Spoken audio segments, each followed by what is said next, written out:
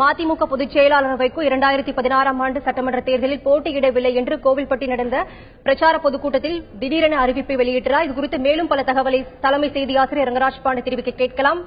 Sir, வைகோவுடன் திடீர் அறிவிப்பினால மற்ற அரசியல் கட்சிகளோட விமர்சனம் மற்றும் கருத்துக்கள் என்னவா இருக்கும் சார், சொல்லுங்க.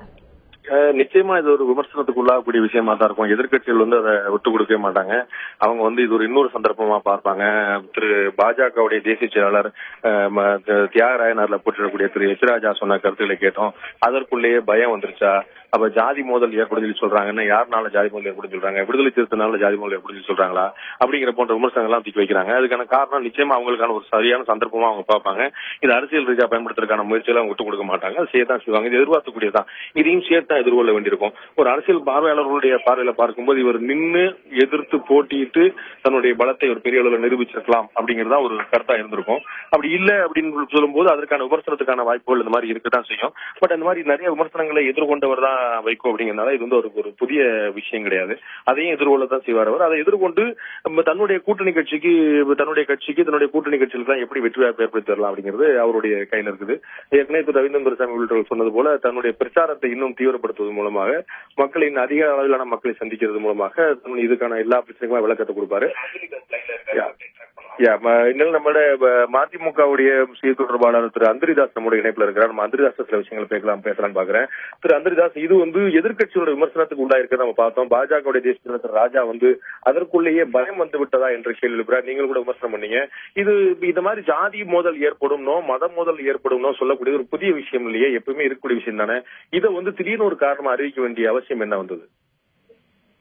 அதாவது ஜாதி மோதலை ஏற்படுத்தக்கூடாது என்பதற்காகவே எப்படி மதுவிலக்குக்காக வழிநடை பயணம் நடந்தாரோ அப்படி 1200 கிலோமீட்டர்கள் ஒரு கட்டத்திலே தெற்கு பகுதிகளிலே எந்த கலவரம் வரக்கூடாது என்பதற்காக நடந்தவர். ஆகவே அந்த சூழ்நிலையிலே தன்னுடைய வேட்பு மனு தாக்கல் செய்யும் போது இது போன்ற பிரச்சனைகள் வரலாம் என்கின்ற அந்த செய்திகள் இருக்கின்ற காரணத்தால், ஏற்கனவே பிரச்சாரத்தின் போதும் இடைஞ்சல் செய்த காரணத்தால், தான் நிற்கின்ற அந்த ஒரு காரணத்திற்காகவே ரத்தம் சிந்தக்கூடாது என்கின்ற ஒரே காரணத்திற்காகத்தான் இந்த தேர்தலை தவிர்த்திருக்கிறாரே தவிர அச்சம் என்பது வைகோவின் நிழலை கூட என்றைக்கும் தீண்டியதில்லை.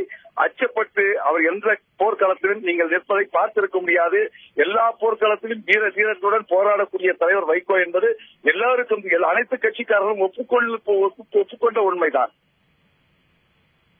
மிக முக்கியமான விஷயம் மாற்று கருத்து இல்ல. நான் ஒரு அஞ்சக்கூடியவர்னு யாரும் சொல்ல முடியாது.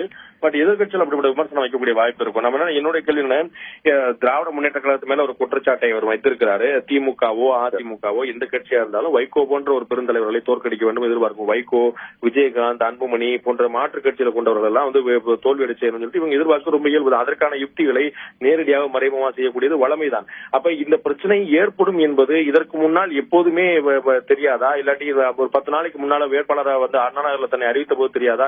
ஏன் இப்போது என்ற ஒரு கேள்வி, ஒரு வியப்பு தொண்டர்களுக்கும் கூட ஏற்படுமே. அதாவது அவரை தோற்கடிக்க வேண்டும் என்று அரசியல் களத்திலே எப்போதுமே வியூகம் இருக்கும்.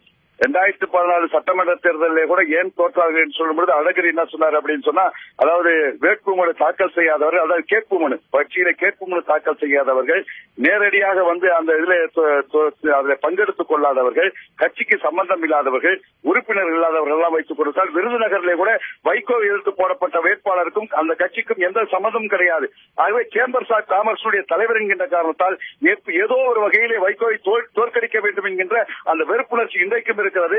தனக்கு வர வேண்டிய அந்த கட்சிகள் எல்லாம் இன்றைக்கு வைகோ ஒருங்கிணைத்து மக்கள் நல கூட்டணியை உருவாக்கி விட்டாரே என்கின்ற அந்த கசப்பின் காரணமாக அவரை எதிர்த்து மிகப்பெரிய ஒரு போர்க்களம் தூண்டுதல் இருக்கிறது. விமர்சனத்துக்கு அப்பாற்பட்டவர்கள் யாரும் இல்லை என்று சொன்னாலும் கூட வைகோ மீது வைக்கப்படுகின்ற விமர்சனங்கள் இன்றைக்கு எந்த வகையிலும் பொருத்தமில்லாதவை, உண்மைக்கு மாறானவை என்பதை மாத்திரம் நான் இங்கே சொல்ல கடமைப்பட்டிருக்கிறேன்.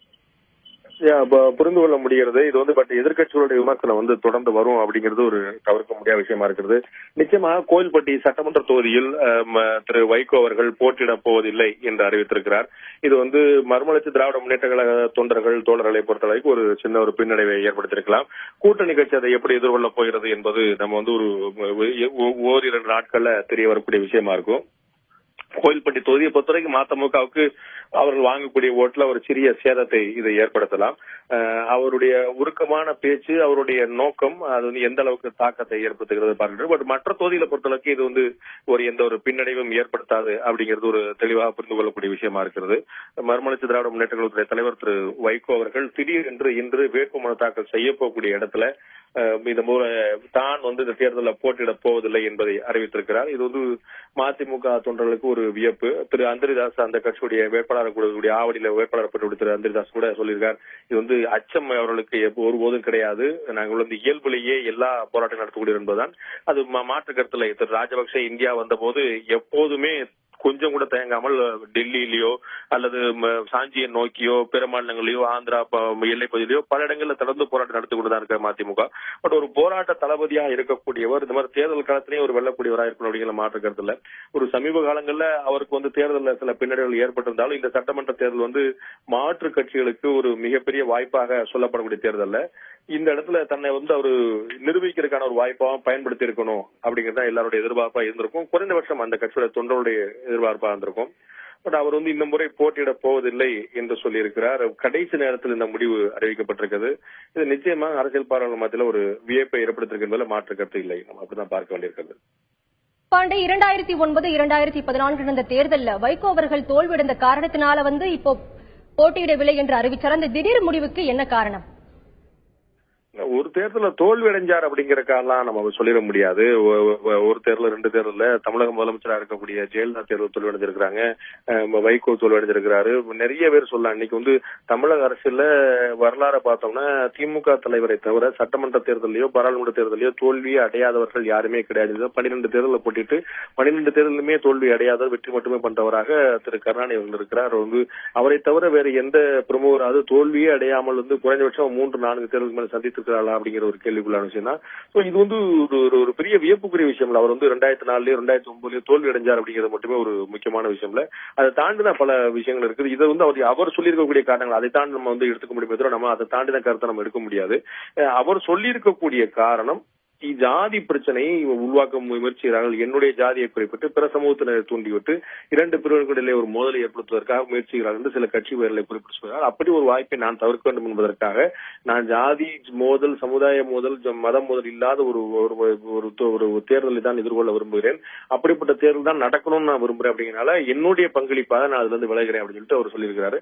இது ஒரு அவருடைய அளவுல இது ஒரு மிக முக்கியமான ஒரு முடிவு தான். அவர் மிக கடுமையான ஒரு முடிவுன்னு கூட இது நம்ம இந்த முடிவை நம்ம எடுத்திருப்போம் வியப்புக்குரிய விஷயம் இல்ல. பட் ஏற்கனவே இப்ப எங்க பிரச்சனை எங்க வருதுன்னா, ஏற்கனவே இந்த தேர்தலில் மார்க்சிஸ்ட் கம்யூனிஸ்ட் கட்சியை சேர்ந்த திரு ஜி ராமகிருஷ்ணன் போட்டியிடவில்லை என்று அறிவித்திருக்கார். காரணம் என்ன? எங்களுடைய விதிகளின்படியே கட்சி தலைவர் தேர்தல் பணி ஆற்ற வேண்டும் என்றால் அவர் தேர்தல் போட்டியிட முடியாது என்பது எங்களுடைய கட்சி விதின்னு சொல்லிட்டார். சோ அவர் யாருமே கேட்க போறது இல்ல.